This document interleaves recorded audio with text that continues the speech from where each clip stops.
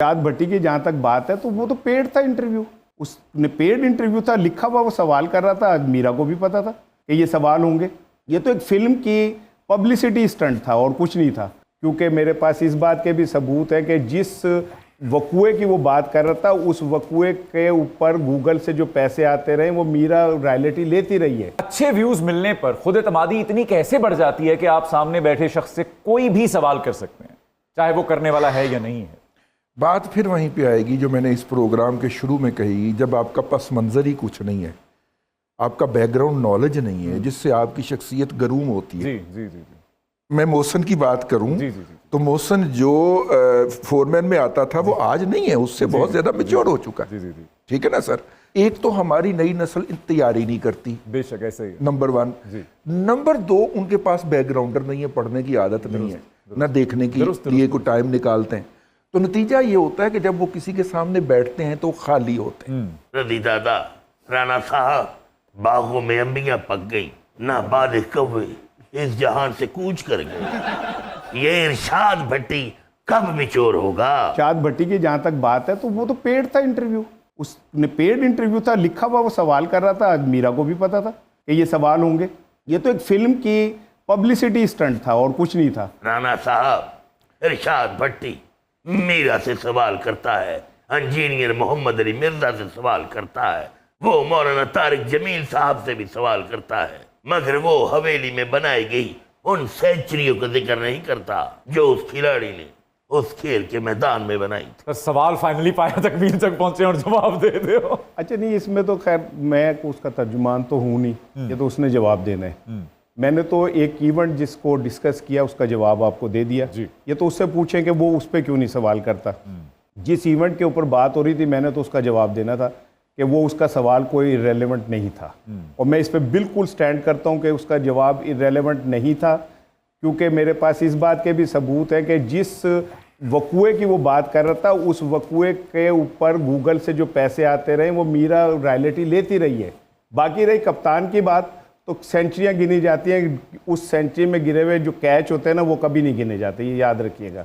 और वह कप्तान है गए, तो कप्तान नू सवाल करना कोई एडा सौखा तो नहीं ना है कि हर कोई सवाल कर देगा कप्तान नू। माँ बदौलत खुश हुए। राणा साहब, आप तारीख बयान करते हुए LBW आउट हो चुके हैं और हम तारीख के पन्नों में रन आउट हो चुके हैं। प्यार किया तो डरना क्या, जब प्यार किया तो डरना क्या। ए नादान होश जी, ये बादशाह नहीं मेरा चकमंतर है। तुम इसे 5,000 दोगे, ये तुम्हें 4,500 वापस करेगा। अदब, एक मामूली सी कनीज होकर बादशाह हिंद पर तोहमतें लगा रही हो। बाखुदा, इस बार तुम्हें दीवार में नहीं चुनवाएंगे, कूड़े में चुनवाएंगे। रहम आलम पना रहम, अगर ये काम करना है तो बाजी मरियम से वचन लेना पड़ेगा। वो क्या? इसकी तुरबत साफ सुथरे पंजाब की हदूद में बनाएंगे। अब्बा हुजूर, अनारकली को मेरी झोली में डाल दीजिएगा। वो क्यों? जो सल्तनत दे हालात ने इन्हों मैं रेडी ते पा के मांगते लांगा। अदब, हमें हमारी गरीब इकॉनमी का ताना मत दो। हमारे वजीर आजम मोहम्मद शहबाज शरीफ की आनियां जानियां नहीं देख रहे। जी, काबिले दीद तो हैं और काबिले एहतराम भी हैं। राणा साहब, मैं आपकी तब से फैन हूँ जब आप बाजार हुस्न में मैगजीन बेचते थे। जब आप आवाज लगाते थे मैं भाग के खिड़की साथ लग जाती थी। राणा साहब तुम यह काम भी कर दे रहे। मैं एक्चुअली ये क्या किस्सा है सर? मैं जब मैं 11 साल का था जी, तो मैं पहली दफ़ा पुराने मैगज़ीन लेके मुसव्विर मुमताज़ फिल्मी मैगज़ीन होते थे तो वो बेचने के लिए बाज़ार हुस्न गया था, और मुझे ये अच्छी तरह याद है कि ये खिड़की में उस टाइम भी बैठी होती थी, तो मैं गुजरते हुए मैं इन्हें देखता होता था और आपका तड़ा निकल जाता था। नहीं, तब भी ये इतनी ही खूबसूरत थी जितनी अब है ना, तब भी ये उतनी ही खूबसूरत थी। और राणा साहब उदों भी टेंशन च सी, थले कढ़ाई गोश्त दी दुकानां सी, उत्ते भुखी बैठी हुंदी सी। तरस खा के इतना इश्क कर बैठा। ਉੱਥੇ ਵੀ ਇਹਨੂੰ ਇੰਨੀਆਂ ਮਜਬੂਰੀਆਂ ਸੀ, ਜਿਹੜੀ ਨਵਾਬਾਂ ਦੀ ਬੱਗੀ ਬਾਜ਼ਾਰੇ ਹੁਸਨ ਚਾਂਦੀ ਸੀ, ਅੱਗੇ ਖਲੋ ਕੇ ਫੁੱਲ ਸੁੱਟਦੀ ਸੀ।